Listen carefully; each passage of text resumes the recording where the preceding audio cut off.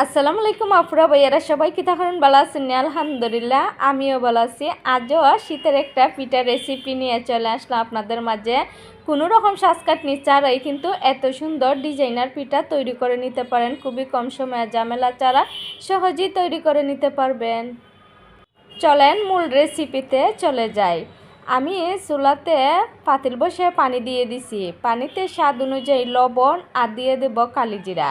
আজকের এই স্পেশালি পিঠাটা কালিজিরার পিঠাও বলতে পারেন, খুবই একটা স্বাদের পিঠা। তো দিয়ে দিলাম পরিমাণ মতন কালিজিরা পানিতে। পানিতে যখন পুরোপুরি একটা বলক চলে আসবে,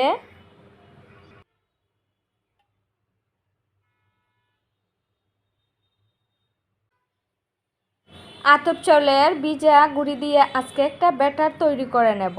তো ব্যাটারের মধ্যে পানির পরিমাণটা আতপ চাউলের ভিজা গুঁড়ির ক্ষেত্রে কম লাগে। আমি আমার পরিমাণ মতনই সব কিছু দিয়ে দিছি, আপনারাও আপনাদের পরিমাণ অনুযায়ী সব কিছু দিয়ে দেবেন। আর কালি জিরা দিয়ে যখন ব্যাটারটা তৈরি করবেন তখন পিঠার স্বাদটা কিন্তু একটা দুর্দান্ত বেড়ে যাবে। আর অনেক ভালো লাগবে, পিঠাটা দেখতেও সুন্দর, খাইতেও ভালো লাগবে।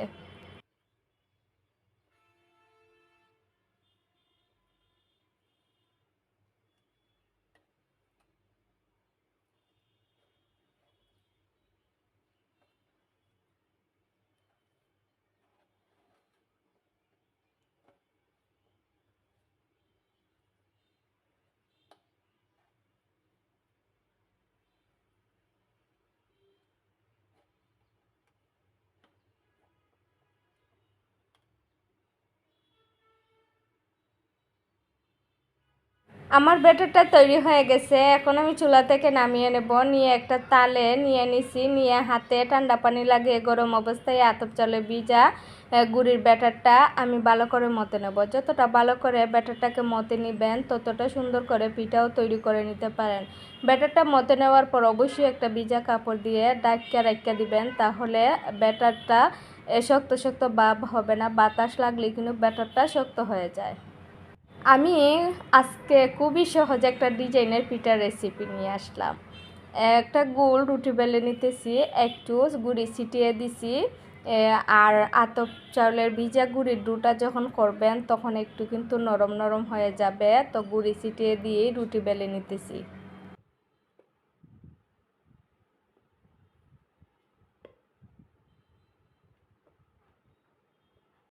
আমার রুটি বেলা শেষ হয়ে গেছে। একটা মুসনা সবার ঘরে কম বেশ থাকে, নতুন একটা মুসনা নিয়ে নিছি। নিয়ে মুসনার মধ্যে তেল মাখিয়ে নিছি। নেওয়ার পরে এখন আমি পিঠার ডিজাইনটা খুবই সহজে দিয়ে দেব। যারা কখনো পিঠা তৈরি করতে পারেন নাই একেবারেই, তারাও কিন্তু এত সহজভাবে ডিজাইনার পিঠাটা তৈরি করে নিতে পারেন খুবই কম সময়ে আর ঝামেলা ছাড়া সহজেই।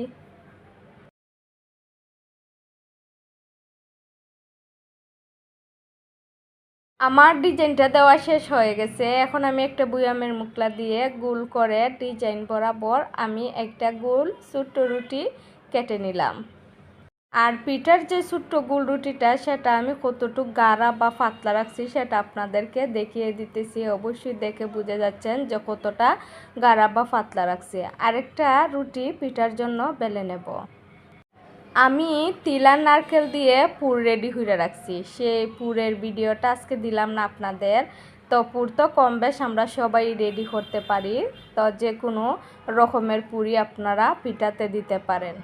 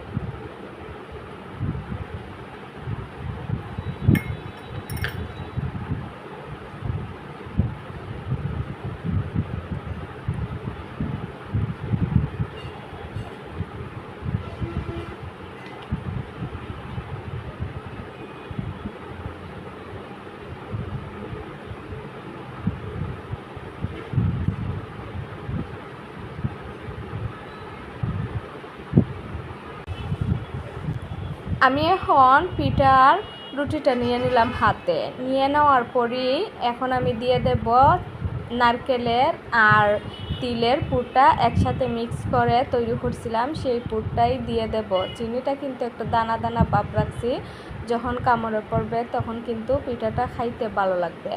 আর এত একটা সহজ পিঠার ডিজাইনটা, দেখতেও কিন্তু সুন্দর ভালো লাগে পিঠার ডিজাইনটা, খাইতেও কিন্তু দুর্দান্ত স্বাদ হয় তিলের পুরের পিঠা। পিঠার মুখটা আলতোভাবে হাত দিয়ে এভাবে চাপ দিলেই কিন্তু পিঠার মুখটা লেগে যাবে।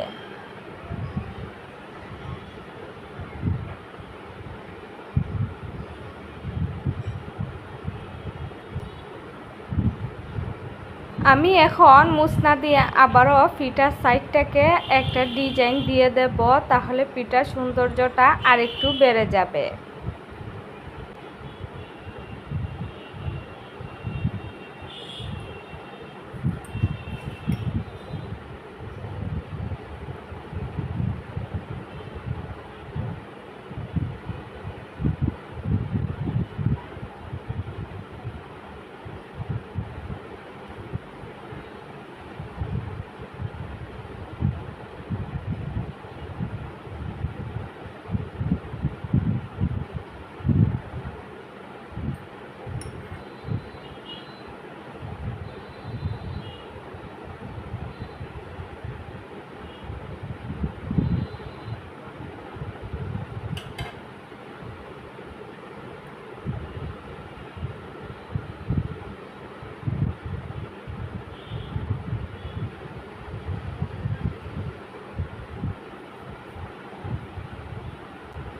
আমি আরেকটা পিঠা তৈরি করে আপনাদেরকে দেখিয়ে দিতেছি।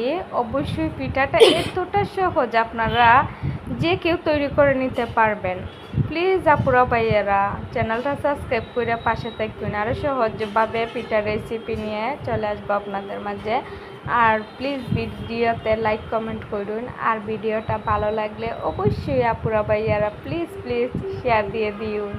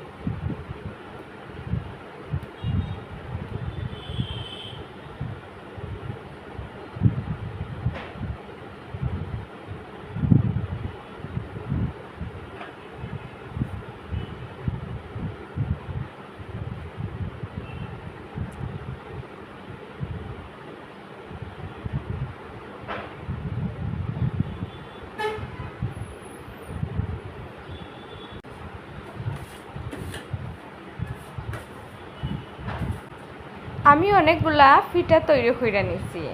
এখন আমি পিঠাগুলো আপনারা মুখরোচকভাবে খাইতে চাইলে তেলে বাচ্চা খাইতে পারুন। আর আমি সিদ্ধ দিয়ে দিব পাতিল বসে, পাতিলের মধ্যে পরিমাণ মতো পানি দিয়ে দিছি। পানিতে যখন বলক চলে আসছে তখন এক এক করে দিয়ে দিতেছি পিঠাগুলাই সিদ্ধ দেওয়ার জন্য। সিদ্ধ দিতে তেমন একটা সময় লাগে না, খুবই কম সময়ের মধ্যে পিঠাগুলাই সিদ্ধ হয়ে যায়।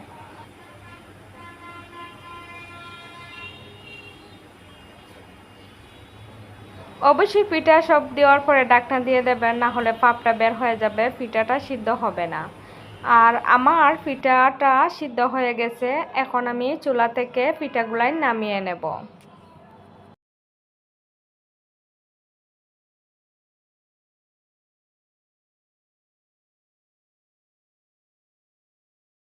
আমি অনেকগুলা পিঠা সিদ্ধ দিয়ে দিছি, এখন আপনাদেরকে একটা পিঠা ভাঙ্গা দেখাই দিতেছে, কতটা দেখতে লোভনীয়, খাইতেও কিন্তু দুর্দান্ত স্বাদ, ভিতরে তিলে আর নারকেলে ভরপুর, পুরে ভরা, আর বাইরে কিন্তু খালি জিরার একটা ফ্লেভার। আসসালামু আলাইকুম, সবাই ভালো থাকবেন, অন্য আরেকটা সহজ রেসিপি নিয়ে চলে আসবো আপনাদের মাঝে। সবাই ভালো থাকেন, সুস্থ থাকেন, আল্লাহ হাফেজ।